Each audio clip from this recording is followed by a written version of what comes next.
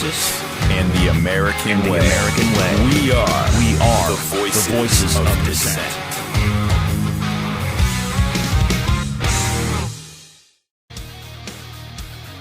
Welcome to the Voices of Dissent. We are live from Fort Wayne, Indiana. This is Justin McKinsey, joined by Marc Jernigan and Ric Runsteadt, executive producer Joe Walburn, and BJ Steele manning the studio. This is a special election episode, as we are less than 60 hours away from midterm elections 2014. And to help shed some light on what's going on in the country, we have T. Becket Adams, a commentary writer for the Washington Examiner. Thanks for joining us, Becket. Hey, thanks so much for having me on. What do you see as the biggest, hottest race in the country right now? That's an interesting question because obviously people have different interests in different states. I think the one in Kentucky is interesting. I'm almost positive Senator Mitch McConnell will pull this one off and that Ms. Grimes will lose. Isn't that within a point right now? Within a point. It is very close. She has actually run a very good, very tough campaign. And this is why I'm so interested in this race, because Mitch McConnell, a lot of people, Kentucky surely know about it, but people outside of that, even people in D.C., don't know that he has this sort of he has this kind old man thing about him, but he is one of the meanest, ruthless politicians. He will grind your bones into dust. Well, you got to figure. I mean, he has come at her with this Death Star of money. Outside groups in support of him have already spent roughly $10 million just running ads against her. And yet the race is as close as it is. That's why I've just been so interested to watch Kentucky's Secretary of State actually take on who has been, which again, Kentuckians are familiar with as one of the more effective and again, ruthless politicians in D.C. You don't take on, basically, you come at Mitch McConnell, you best not miss. Oh, wow, that's amazing. What about Alaska? Are you intrigued by Alaska at all? That's one of the races that just, it reminds me of Colorado in 12. Well, actually, that's a good point. That one I find interesting. For me, though, it's a little more routine. Alaska has very red tendencies. It does lean to the right. I would actually say that Beckett's being a senator is not confusing, but maybe a little out of the ordinary. Murkowski, for instance, has had to walk a very fine line. She claims she's a Republican, but she has to be very careful about walking between being a moderate and being a conservative. Becket, however, before this election, did not make any bones about it. Of course, he's clearly running away from a lot of his record, putting as much distance between himself and the White House, because Alaska is a right-leaning state. I think Dan Sullivan wins easily, though, by at least a 9-point margin. But in Alaska, they're actually voting on the legalization of marijuana. Do you see that affecting the election results? Not as much as I saw in Colorado, and that's just purely for a number of reasons. Just Alaska has a smaller population. Population base, sure. I could see that playing a role because I think, as most people know, demand for recreational drugs is, and probably always will be, there. And if people want to vote to legalize it, I don't think it has played as big an issue on the ballot, though. Alaska, as I'm sure you know, and has always famously, their big concerns in a lot of elections is energy, as same with Louisiana. And Becket, just because he is now linked to the White House, just famously anti-fossil fuel, that has just hurt Becket enormously. Right. What would you think? Right. Now, the establishment, the GOP establishment, was absolutely ruthless in this year's primary. They, for example, in Kentucky, there was a very good candidate running against McConnell, and the GOP was ruthless. And in Mississippi, they actually engaged in what I consider massive voter fraud. They had over 35,000 presumably Democrat voters who voted in the crossover election, most of whom probably voted in the original primary as opposed to the runoff. They weren't supposed to be allowed to vote again. The GOP just said, we don't care. We're going to do whatever we want. And the slogan the GOP establishment used in the Mississippi races, let's send the Tea Party a message. Do you think that the total lack of enthusiasm for conservative voters in this year's primary is maybe driven by the fact that the GOP establishment was so ruthless to the base of its party? And do you think that maybe the fact that we're not looking at guaranteed, landslide Senate victories, maybe as a little bit of blowback from a depressed and sad base of the Republican Party, as they've been so completely dismissed, in fact, treated contemptuously by the Republican establishment? That's a good question, especially considering that voter turnout for this year is expected to be as low as it's been since around 1942, I think, and that certainly has been an issue that I've been trying to look into, trying to figure out why. The other issue that you raised that's really fascinating is it has always been, I'm sure most people will agree, there's always been a very shaky relationship between the so-called establishment and the so-called Tea Party wing. It has become ugly recently, but it's, especially when you mention Mississippi or some of these other states where there are establishment incumbents, it makes sense for the GOP to back them because they're, at least for the NRSC, because that's their job, is to keep incumbents in office. It's not exactly, and this is something I'd be willing to say, it's not exactly anti-Tea Party as it's pro-incumbent, which is, again, the NRSC's job. It would make sense for them to unseat McConnell for Bevin. Now, the issue, though, is primary. Let the people of the state decide this. Let them vote on this. But again, some of these organizations, and you can see that with, say, the Tea Party Express or Freedom Works, they are Tea Party groups that did a lot to try to unseat McConnell. So you have these conservative groups fighting each other. But again, that's primary, and that's their job. So that's kind of how it's sorted. What I don't like, and going back to what you're saying about Mississippi, the issue in Mississippi is just that became a carnival of freak show out that way, and one of the reasons is because they have that open primary system. I think that's something the state legislature and the lawmakers in that state should definitely revisit, because what we ended up getting between Cochran and Mr. McDaniels was just a real, I can't swear on the show. It was a brawl.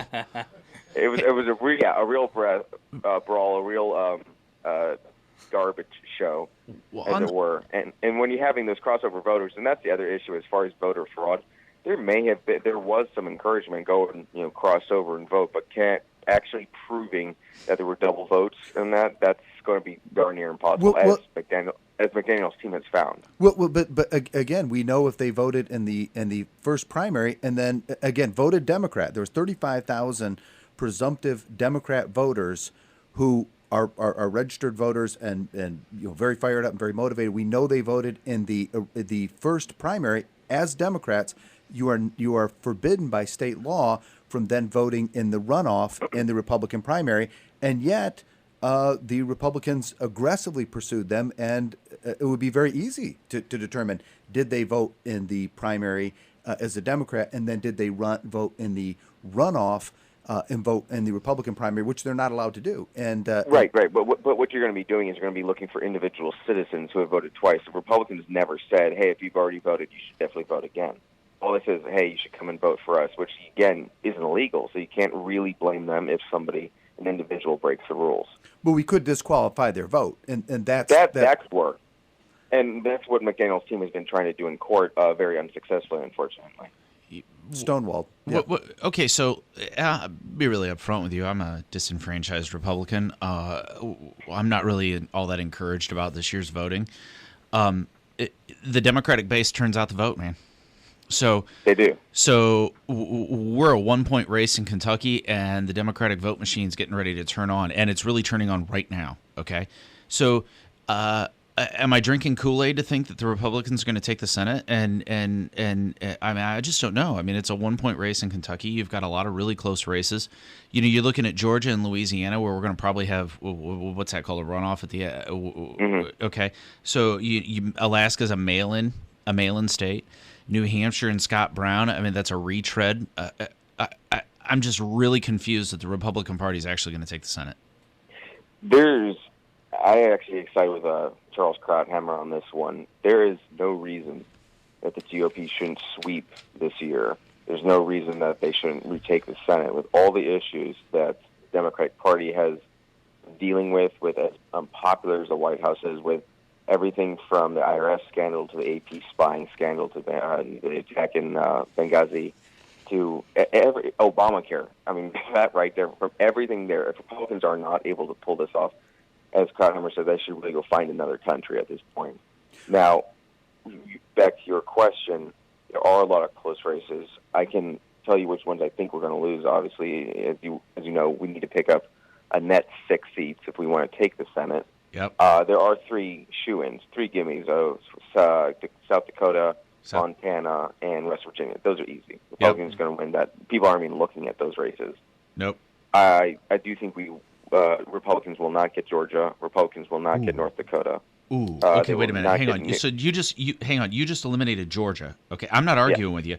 Okay, so now we're down to 9 because there's really 10 states. Okay, the loss in Georgia. I'm not going to argue with you. The loss in Georgia. You said Montana. I had Montana is really going Republican. Oh yeah, no. I mean, those are shoo-in for Republicans. Oh, okay. Yeah, but the ones that Republicans will not get that I'm pretty confident will be Georgia, New Hampshire, North Dakota, and probably not Louisiana, which is ridiculous because she's about as terrible a candidate as I can see. And Iowa, I'm not very confident either. I guess I'll preface all this. I'm actually in the boat with you. I am not impressed with how the GOP has handled itself. There's no reason these races shouldn't be blowouts.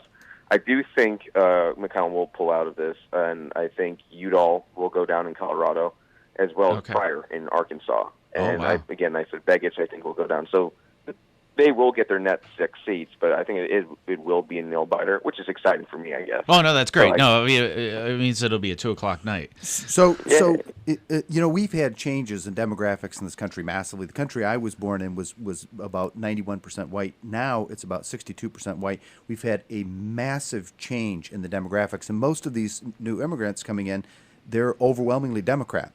Is this the final dying death rattle, last gasp of the GOP that in a off-year election, expecting low voter turnout, with so many red states, that Republicans are stumbling to even try to remain somewhat kind of competitive? Is this the last final dying gasps of conservative America? That's the million-dollar question. Conservatism, I believe, in America will always be here. What needs to happen is the GOP needs to be like the Democratic Party. And just let me flesh that out real quick before somebody throws a brick at my head and calls me a rhino. They need to be like the Democratic Party in figuring out how to get their message out and how to message to large groups to make themselves attractive. The Democrats have the great advantage of being able to encompass just about everything. You like hugging trees, good, you're a Democrat. You're pro-abortion, good, you're a Democrat. You like high taxes, good, you're a Democrat. Conservatives have a much more narrow definition that defines being a conservative. What the GOP has failed to do, I think, since at least even before the Bush administration, the second Bush administration, is making this case palatable to a wide range of people. That's what Goldwater and Buckley did so well, and that's what paved the way for Reagan. Is that you had Goldwater, who of course lost, but you had people like Buckley at his side who basically said conservatism is dead in America at this point. After FDR and even during the Vietnam era, Nixon was a Republican. Nixon gave us the EPA. That's what we had at that time. So you had people like William F. Buckley Jr. and Goldwater kind of not remaking it, but redefining it for that moment and making it something exciting for a lot of people. And then you had President Ronald Reagan twice.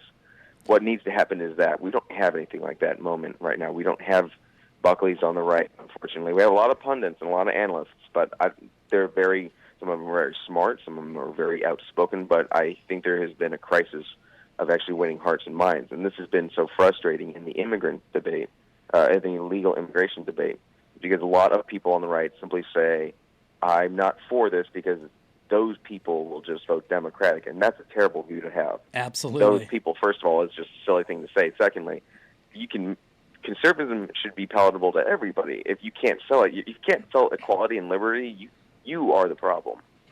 The GOP does such a terrible job of advertising what they believe in, especially to a millennial like myself. It's not popular to be a Republican because they are seen as the old rich white party, and that's really an identity crisis that they are having, and it's something they need to change. People my age are believing, even if the Republicans sweep and take over the Senate, what kind of changes are actually going to take place? Well, this is where we've had an issue now with McConnell. Has actually been a little more bolder recently, talking about using reconciliation to undo Obamacare. That's something that here we are just hours before the midterm. Why wasn't he saying that before to kind of excite people? People don't like Obamacare. is actually pretty bipartisan, the dislike for it, according to at least the Kaiser Foundation. At least 52% to 53% of U.S. voters disapprove of it. They don't like it. And now why they haven't, it's been strange to me. I thought Republicans would come into this using Obamacare as a battering ram against Democrats. But you referenced Charles Krauthammer, and he says the election's about four things: the economy, competence, foreign policy, and a sense of national decline. And really, quite frankly, that sounds like Reagan running against Carter. Now, no Republican has articulated that. Well, Charles Krauthammer, but no candidate, none. I might disagree. I think Tom Cotton and Cory Gardner have run very good campaigns, especially Cory Gardner. Okay. I think he's been real sharp, and he has been on all, which is why he now has about a 9 to 10 point lead over Udall. It's a winning strategy. It's a winning strategy, but I think you are right in that a lot of them haven't. I think at least Purdue has kind of dropped the ball on this. Tom Tillis has. Scott Brown, to be perfectly honest, will say whatever he needs to get elected. I mean, he's a retread. Scott Brown. Yeah, he's a retread. He's done this before. But there's going back to your point. I think you're absolutely right. Those four issues are extremely important. But there's a fifth one, of course, that I think Krauthammer would, of course, agree with. It's not just that these are four problems. You have to offer the fifth, which is here's what I'm going to do for a hopeful future. And a lot of people have just run campaigns that said, hey, vote for me because I'm not that guy. That guy likes Barack Obama. And that's not really a winning message. And it goes back to the other issue, the party of old white men. That has stuck because this goes back to my saying Democrats get it right. They know how to message. They have made that image stick because they have marketed it so well. When it's, it's absolute nonsense. Look, you want to talk about, there are 3 white men named Mark who are going to not be senators on November 4th. You have Udall, Pryor, and Becket. You want to talk about diversity? Let's talk about that. Right. To me, I see you have 2 huge issues. Number one, when you talk about lack of messaging, although I'll say this for conservatism in America, there is a filter. There's a barrier between those who advocate for conservatism and the general public, and it's called the media and the educational system. I look at the things that are taught to my kids at school, and it is a absolute radical leftist indoctrination out of the box, number one. Number two is all you get is an extremely liberal message from the mainstream media. So for conservatism to thrive in this country, it's extremely difficult because we have to actually try to leap over top of this barrier that exists between those who advocate conservatism and the general public. And number two, for so many conservative people, this election to me is more than anything about turnout. Who's going to get their people fired up to go on out there and vote? And when the Republican Party says as their slogan, let's send the Tea Party a message.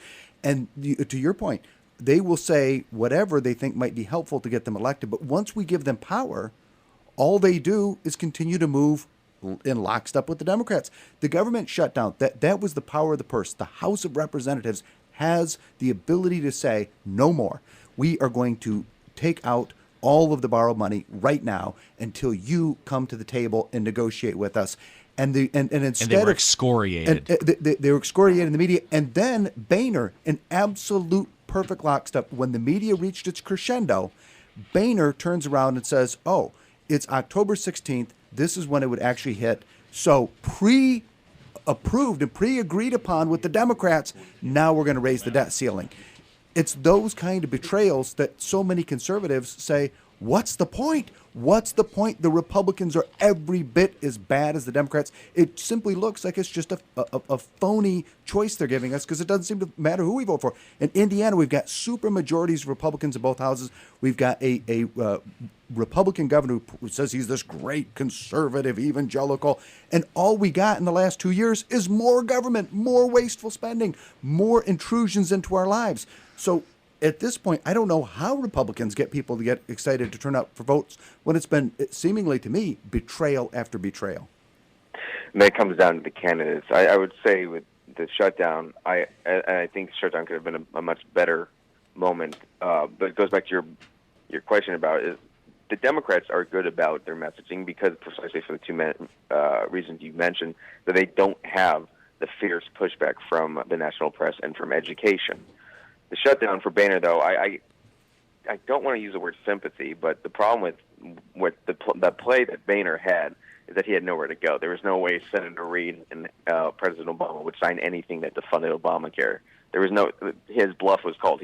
He had nowhere to go. So I kind of sympathize with him, especially considering that wasn't even his idea. That was from Mike Lee, and Ted Cruz kind of put that together and then handed it to him and told him to go play. So I've always tried to imagine how frustrating, like just put myself in his shoes. You know, two guys walk in the room. Here's a really, really poor hand. We dealt you 5 jokers and the instruction card. Now try to see if you can bluff these guys.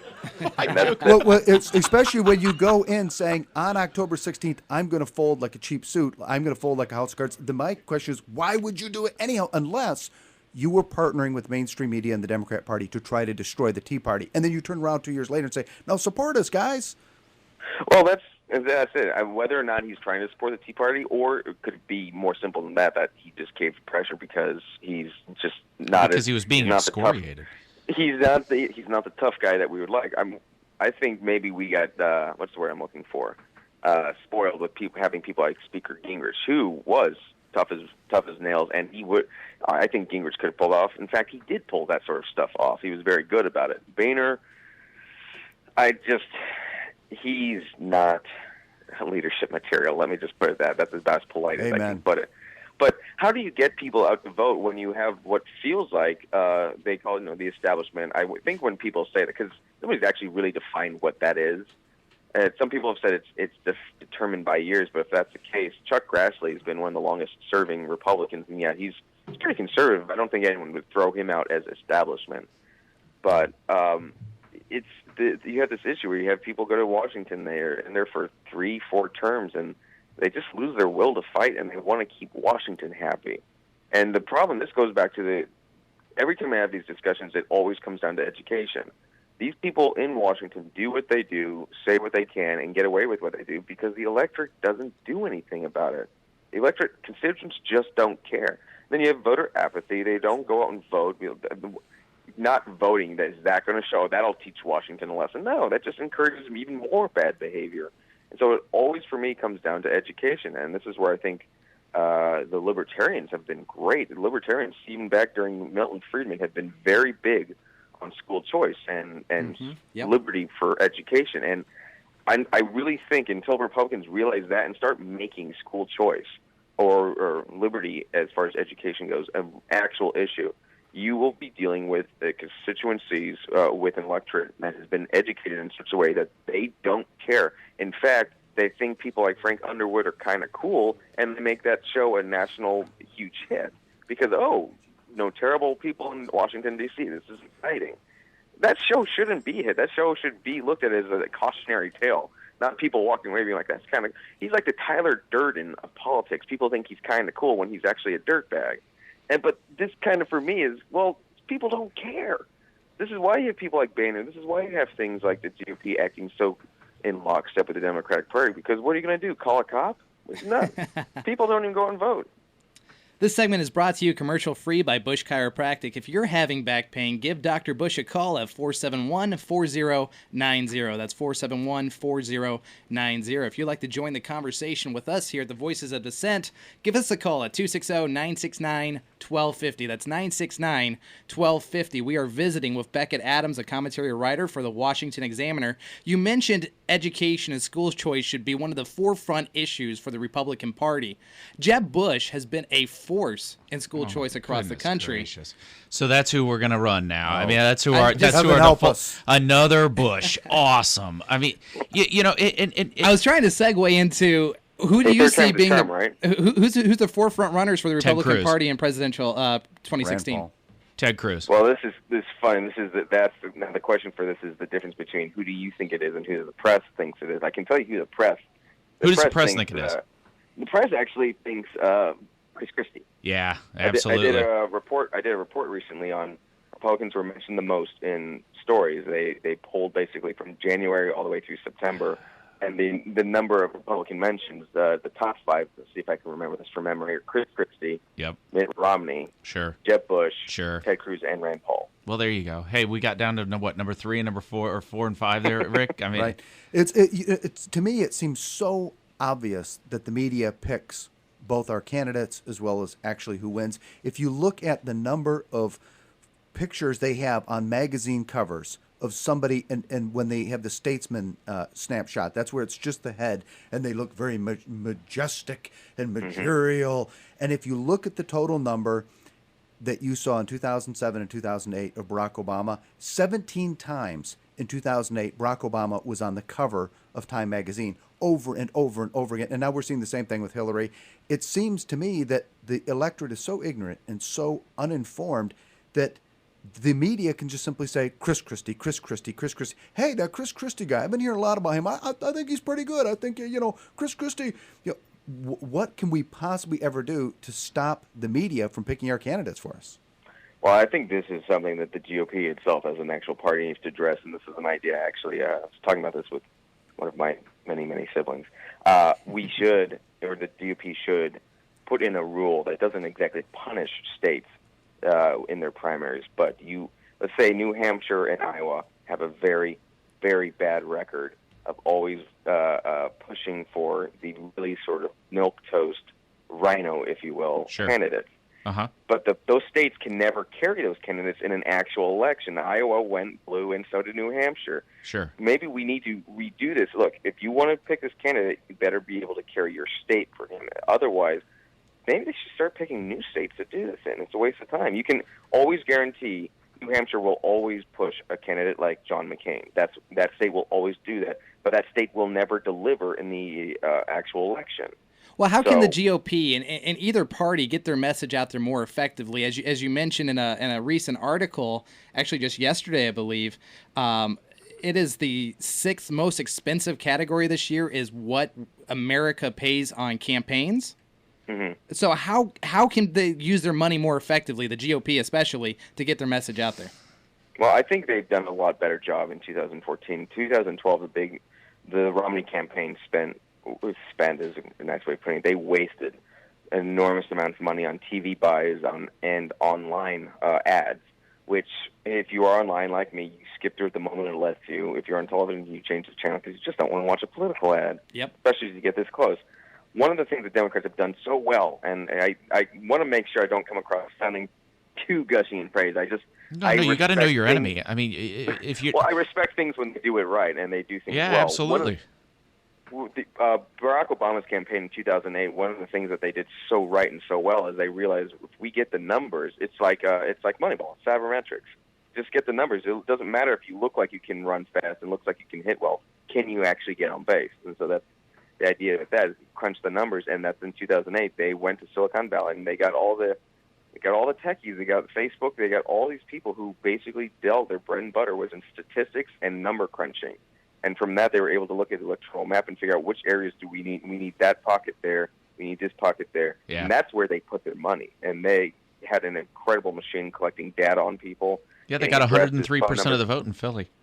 That's how good they were. When I went home in 2012 and I saw the lines around the buildings in Cleveland and I saw the lines down the street in Philly, I knew it was over. Oh, really? Think about it. If you get the voter turnout with the target, the pockets that Barack Obama had targeted, and when you get turnout like that, you know what? It was an early night. I was in bed by 9. Yeah, that was a depressing night. Yeah. I had to go down to the White House and get photos of celebrators. Celebratory photos. Well, D.C. is always Democratic. I think he carried 92% of the vote there. So sure. That was fun. But going back to the question, Democrats have been so good at spending money on, say, tech to find out which pockets do we need to focus. And then you actually get people on the ground knocking on doors. That's where the money should be put. In 2012, Mitt Romney just poured a mountain of cash into running ads on TV, which, as we now know, did nothing. 2014, I think GOP has put a lot more money into getting the actual stats and actually looking at the data. But Romney was done as a candidate by July. Barack Obama had applied Sal Alinsky's rules of attacking the man, and by July, all we knew about Mitt Romney was his tax returns. That's all we knew, and they had absolutely destroyed Mitt Romney as a man. By the time the convention came around, there was no recovering. Romney's ship was already sunk. It had already sailed. It was over, and I went home on election night and saw the lines in Cleveland and Philly, and went to bed. Again, I see it as that over and over and over again, the powers to be want the Republicans to put up a phony choice who's not a real candidate. Phony choice. But you look at McCain in 2008, he was the absolute standard bearer of the radical left for the Republican Party. You look at Romney, he was the first one to sign in gay marriage. He gave us Obamacare. He was the one who gave us socialized medicine. You go through the quote-unquote differences between Romney and Obama, and you start to find out there's more similarities than there's differences. There was 7 to 8 million less white Americans voted in 2012 than in 2008. Presumably a significant number of those were Republicans. They just give up. They just simply say, this is no difference. It makes no difference whatsoever who I vote for. The powers to be are just going to do what the powers to be are going to want. And and this primary season, it wasn't just fighting for McConnell. In every one of these open primaries to decide who the Senate candidate was going to be, the Republican establishment won. I can't think of one single one, perhaps in Nebraska, but other than I was about to say Nebraska had one. Nebraska had one. Other than that, the establishment picked every single candidate. And I sit here and I look, am I excited about these people? What possible difference would it make if they get to 51 or not? I don't see any difference between the two. And this goes back to all I can say to that is that the voter apathy is what's going to kill them, because it's that exact attitude that what does it matter? They're just going to be like them. Well, they are like them now because of that attitude. It's kind of maybe a chicken and egg sort of thing. The other issue that I would bring up is that it doesn't have to be this way, even if the GOP, the so-called establishment, says this is how it's going to be, this is how we're going to do it. If you're an opponent, and we did see this is the election I was just reminded of, Eric Cantor being unseated in a magnificent fashion by Dave Brett. Woo! Yeah. Dave Brett got no support from the National Tea Party groups. He did that all on his own with his local people. He did it with local Tea Party chapters. None of the big Tea Party Express Freedom Works, none of those people helped. They didn't give him a cent. Wow. But he was able to unseat Cantor because he did what the GOP should. The GOP should be looking at his campaign, Yeah, and absolutely. studying it and applying it to a national level. He got out, and this goes back to everything I just said. He got the stats. He knew which parts he needed. Not district. He isn't a district. Which parts of his district he needed to be in. He knew which pockets needed to be addressed, and he went out there personally or with surrogates, and he knocked on doors and he shook hands, and he unseated Cantor by double digits. Yeah, that was a huge win. It So seems that it's people, the voters in America today, vote a lot on personality as opposed to actual issues. Is that what you see? Oh gosh, I think that has been in place for a very long time, at least since television. It's always been funny to me if you listen to the Kennedy-Nixon debate. You just listen to it. Nixon is clearly in control of the issues. He's clearly far more learned on what they're discussing. And so it's kind of a mystery. Why did Nixon lose this? But then you watch it and you go, I can see why he lost. It's been like that for a long time. I think it has been based a lot on appearance and personality. That you can be the best, smartest. I mean, this goes back to school. You have the one guy in the corner who's the smartest, most intelligent, most clever guy, but if he's a jerk, you just don't want to be around the guy. And it applies to politics. We got a few of those in the studio today. Well, Just one. Say anything. Justin, you outed yourself. I know, right? So Eugene Robinson wrote an article yesterday. The Republicans aren't going to win the Senate. They have no mandate. They're not going to get a mandate because they have no plan. Their position has been don't vote for Barack Obama, blame Obama for foreign policy and ISIS and so on and such forth. Is it difficult to sell conservative values in a 10-second soundbite? Is that the essence of the problem? It's really easy to sell, social programs and social issues. Is it difficult to sell conservatism in a 10-second soundbite?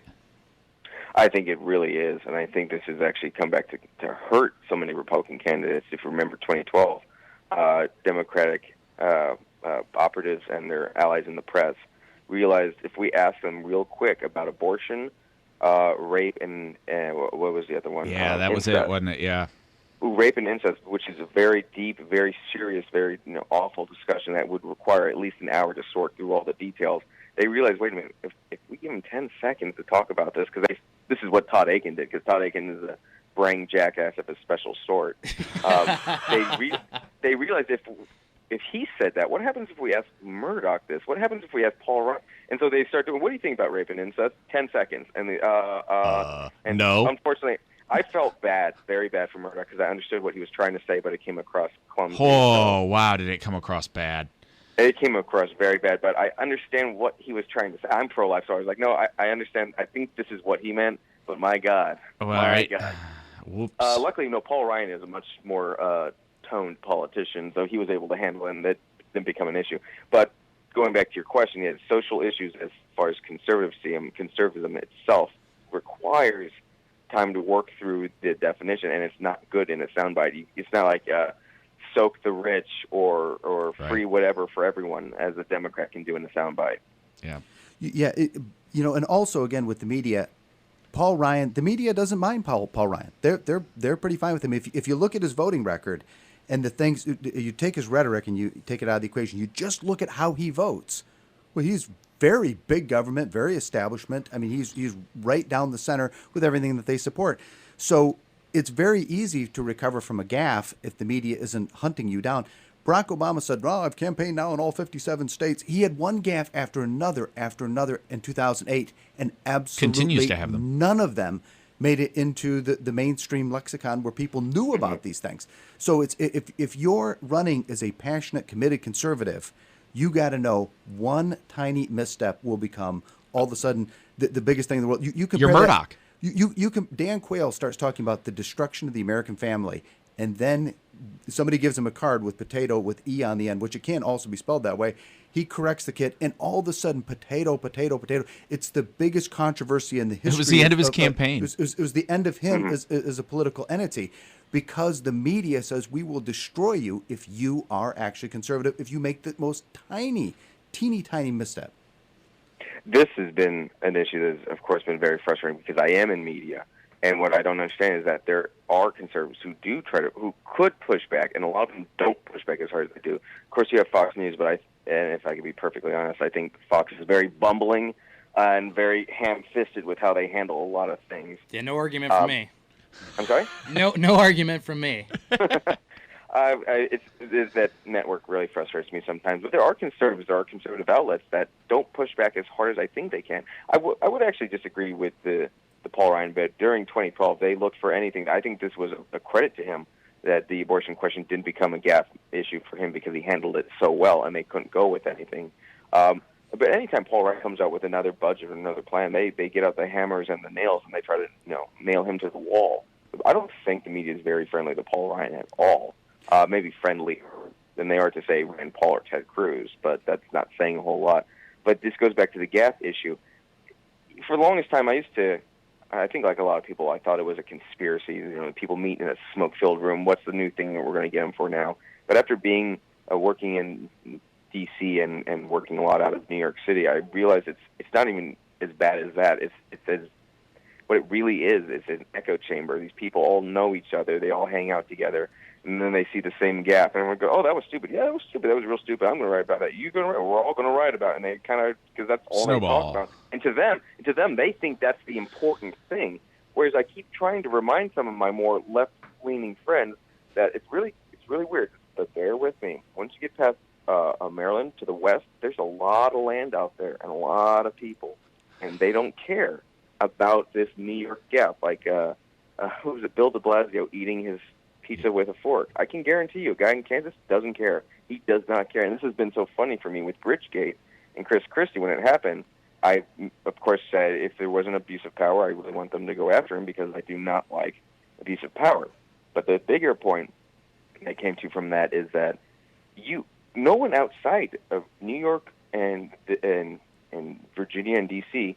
is going to give one jot or tittle about this. You're going to convince a guy in Montana a traffic jam in New York City or New Jersey is a scandal? No, to a guy in Montana, or to me, growing up in Indiana, that's what they do. They do traffic jams. I don't understand what the problem is. But the problem with that is, and that's pretty clear, we can't have a bully in the White House.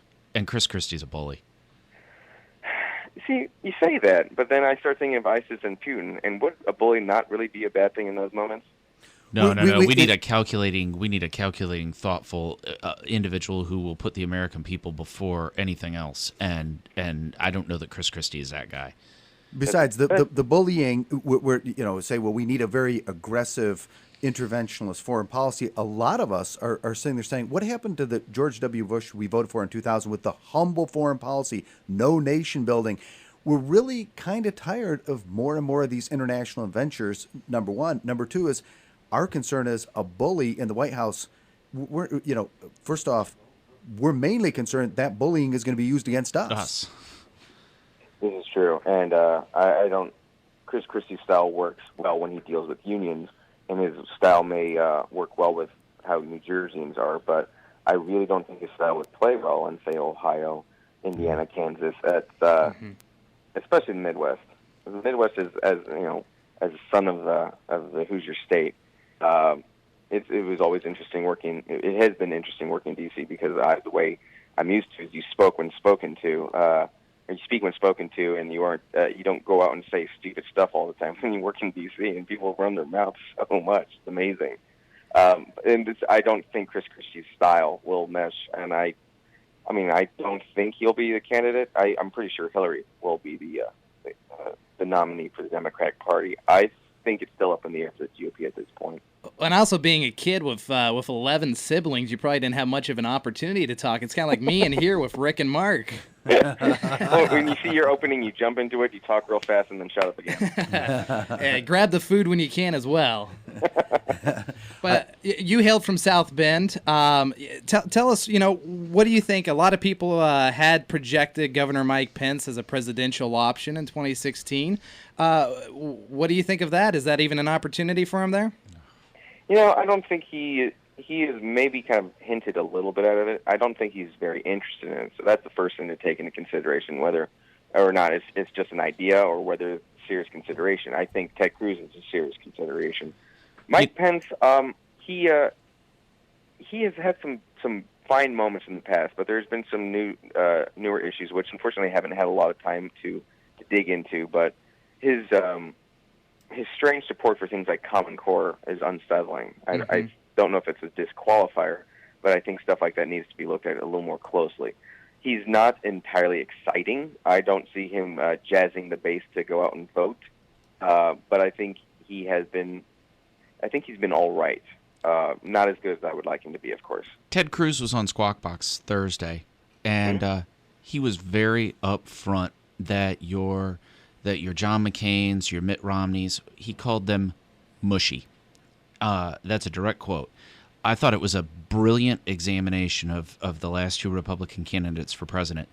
If we run a mushy candidate in 2016, we will be saying, welcome to the White House, Hillary Clinton. His point was, Reagan won with bold strokes. His point was that the country is looking for a plan. We are looking for a president that can articulate his goals, his values, and his vision. And we don't have that. I don't think you have that with your Chris Christie or Mike Pence. Is he right? No. Could Reagan win today? Oh goodness, Reagan couldn't win with Jesus Christ as his running mate. We have. Wow, that's disturbing. I mean, unfortunately, I believe you. I agree with you. I'm not discounting that. I'm just saying it's disturbing. It is, but you can look at it and there can be the voter apathy and throw up the hands and say I'm never voting again. Or I actually look at it as a deeply exciting time. This is something that my grandparents or even my parents never had to deal with. How do you win as a conservative in this environment? That's the question. And for me, that's deeply exciting and incredibly fascinating, which is why my job happens to work well for me. I think Reagan himself could not, but the style that Reagan did, one of the things that people loved, it was the general warmth he had about him, but the hopeful nature of the man. He was hopeful American for the future exceptionalism. and wanted to restore America and make America, not even restore it. When people think of that, they're like, well, like old times. Not necessarily restore it. Make stronger, make it better, and make it as a conservative would. I feel a lot of Republican candidates, a lot of GOP pundits always fall back on Reagan. Reagan this, Reagan that. Reagan was able to do this. It's not the 1980s anymore. It is a different playing field. It's the same sport, but we're in a different court and we're on a different field at this point, and we're playing a totally different team. So we need to adapt and evolve. That does not mean throw out principles, absolutely not. But keep the fundamentals, which is the warmth that Reagan had, and the hopefulness. If you look at Jeb Bush, Mitt Romney's biggest problem, I thought, was Mitt Romney was a robot. He had no warmth about him. Why would you? The man didn't, which was sad because it's not true, especially if you watch the documentary on Netflix. He's a really kind, gentle guy, but none of that came through. None. I think if they go back to the fundamentals, they can win. But right now, they don't have that. I think you get some of that sort of warmth and hopefulness from Rand Paul. I think Rand Paul is an exciting and different. He's different, and for that he's exciting. And that he's you made everybody in the room's that. head nod. Yeah, because when I look at Rand Paul, what I see that's exciting about 16 is, first off, we're offering a choice and not an echo, number one. Number two is that we have Hillary is this radical pro-interventionist war. I can't wait to get into more wars. We need to bomb. And that's her answer seemingly to every foreign policy thing. She is pitching herself as a total, absolute interventionist hawk. And we have a unique opportunity where we say, okay, we can have guns and butter. We can have endless wars, one after another. We can start invading, bombing, droning all these different countries. And we're going to have a huge welfare state. And we're going to have all of these radical left-wing principles. Or we can have somebody who's non-interventionist, someone who wants to put Americans first. And to me, that's an exciting choice. And we finally will be in a position where so many people just simply say, I'm not going to vote for the Republicans. They want to give all the money away in foreign aid and military interventionism. They're a bunch of rich white guys who want to bomb all these different countries. This gives us the opportunity to fundamentally rearrange the entire debate. What do you think about Rand Paul as far as his being non-interventionist versus Hillary being very interventionist? I think that's a great point. I think that has actually done very well for him. I remember quite well during his famous filibuster on drone usage that it was a rare moment of unity in the nation. You had Charles Krauthammer and Code Pink on the same page. And I thought when that was happening, I was like, wait a minute, I haven't seen a Republican do that, and I don't even know how long. You have the hard left and the hard right coming together and say, yeah, no, actually, we like what this guy is saying. But even better than that, his interventionist policy, or non-interventionist policy, rather, is his domestic issues that he focuses on are not new, of course, but it's new to hear someone with his perch talking about incarceration rates, talking about police, the militarization of the police. Having someone with his clout talking about that. When's the last time you've ever heard someone like Lindsey Graham talk about incarceration rates? Does anyone even care? But then Rand Paul comes out and he's clearly passionate about it. It's clearly something he cares about. Well, and that on top of his non-interventionist policy, he's, I think, an exciting cat. I don't agree with him on a lot of differences, but I think he's exciting. And more than that, I think he's earnest, and that comes across very clearly, and I think a lot of people see that. You just called him earnest. That's a great compliment to pay him. Well, I think I don't see a lot of a politician in him. Wow. I see a guy who saw his old man do what he did and wanted to give it a shot. Yeah, why doesn't... Okay, so if you took a poll right now, I think everybody in this room would vote for Ron Paul. And then... Ron Paul. Yeah, and then when you transfer that to the broad nation, he gets no votes. How does that work? How do you go from a group of three guys that we would vote for him 100%, and you turn around on a national level and he can't carry a bucket of water? It's amazing. Is Rand Paul going to have the same problem? Well, Ron Paul and Rand Paul are two different animals right now. The problem with Ron Paul is especially when I used to be a business finance writer, a lot of the stuff Ron Paul said about the Fed right on is spot on. You're right. Yeah, let's talk about this monetization. This is great. But Ron Paul's biggest enemy was always Ron Paul. He just would get in some very strange, kooky things sometimes, and it would make you kind of look back at everything else he said and say, kind of make you double check what you already agreed with. Rand Paul, his issues are going to be the traditional issues that a Republican is running against. He's going to have problems, of course, with the media and an electorate that has a specific type of education. Luckily for Rand Paul on that point is that even with the poor education, the idea of the militarization of police and incarceration rates, anyone can listen to that and go, okay, wait a minute, this guy's talking about something important. I think Rand Paul will have an issue if he tries to run with people constantly trying to tie him to his father. His father has said in the past some controversial stuff, and of course there were the silly newsletters that he didn't write, but of course have been tied to him.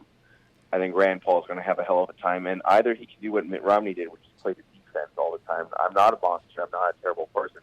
Or he gets out in front of it and figures a way to turn around. I'm not entirely sure how he does that, but it has been done before, of course, to get out in front of things. Well, it sounds like the door is open. Americans are angry about big government listening to our conversations on our cell phones. With the NSA coming in and stealing our metadata, Rand Paul has an opportunity to tap into a lot of Americans who are libertarian and are upset with the absolute power that big government has. Oh, I absolutely agree, and that's why I'm saying he's an exciting candidate. I think he has a real shot. I think Really? it'd be silly if he didn't. I do. I think Rand Paul's a real shot. Hillary never concerned me. I always thought the threat was Barack Obama. Hillary always seems beatable. I mean, just if you rattle her a little bit, you get the moment before Congress. What difference does it make? You get that out of her. Rand Paul, I don't think you're gonna. I think she's beatable. I think if you have a good Republican candidate against her, Rand Paul, a Ted Cruz, I think she's beatable. But I think we need to offer choice. No, I think you're right, Rick. We need to offer choice. Yeah, absolutely. I actually do think she's absolutely beatable because going back to what I was saying about what Reagan did well with the hope for the future and the warmth, she is about as cold a human being as I can think of. She is Angela Lansbury from the Manchurian Candidate. She's a scary, unpleasant woman, and it is. No, she is. For me, it has been amazing watching the press try its hardest to try to be complimentary, but you can tell everyone's saying it through gritted teeth and a smile. We're ready for Hillary, but nobody likes her. She's incompetent. She's cold. She's apparently very unkind to reporters in real life. I don't know. I haven't actually had to follow her campaign. Thank God. They're trying to make this. They're trying to make they're trying to make Hillary happen. That is what they're trying to happen. The problem is, I think the people who realize the most that she's just, voters are going to look at her and go, ooh, if the people who know that's going to happen are the people in the press who know that because they've had to deal with her. I don't know why they're so set on this. I think if they really wanted a good shot for 2016, they would rally behind Senator Warren. Senator Warren actually does have a warmth about her. I think she's a she's scary. Jackass, Senator Warren's scary. Who else is scary is Rahm Emanuel would be scary as well. I mean, both Warren or Rahm Emanuel, I think, could win. I used to think Rahm Emanuel was a much more cutthroat power player until he became mayor of Chicago, and just watching him get kicked around by the school unions like a rag doll has just been embarrassing. Yeah, but he's got a potent machine behind him. He does, but if we came down to it, I'd vote for that teacher school union leader because she apparently gets results.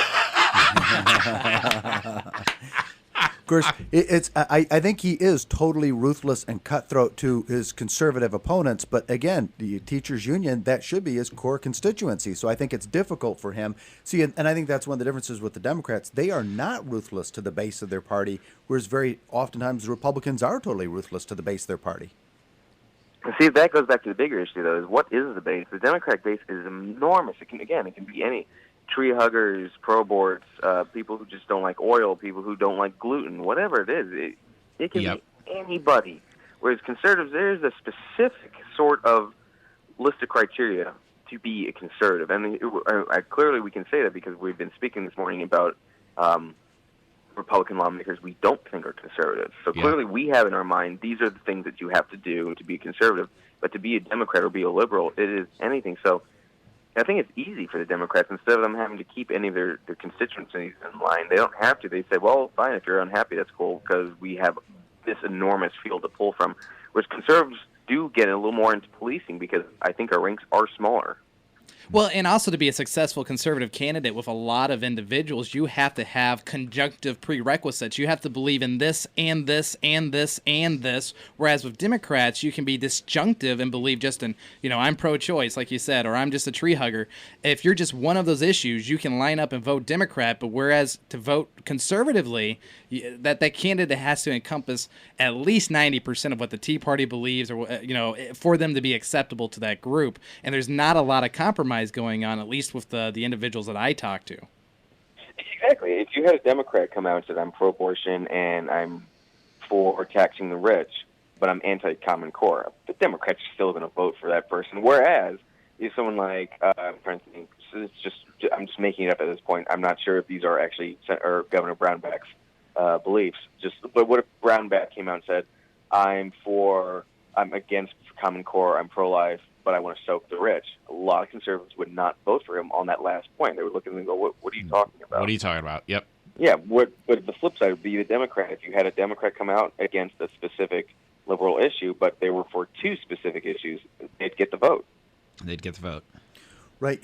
And one of the other frustrating things for me as someone who's a libertarian conservative is that it seems like it's so easy for the left, not just because they have the national media completely working for them, but also you have this process where it's always where we're playing defense.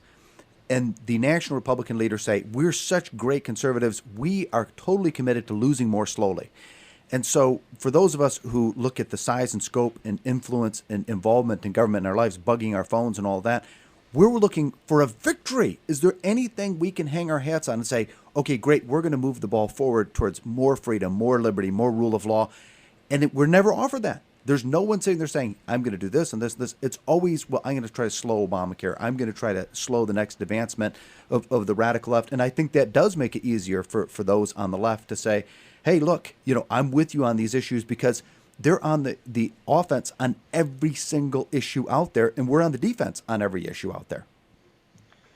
The problem that I see with this is what we really want is it's a jetliner that's crashing to the ground. We really want a Superman who will stop it and turn it around and put it down gently.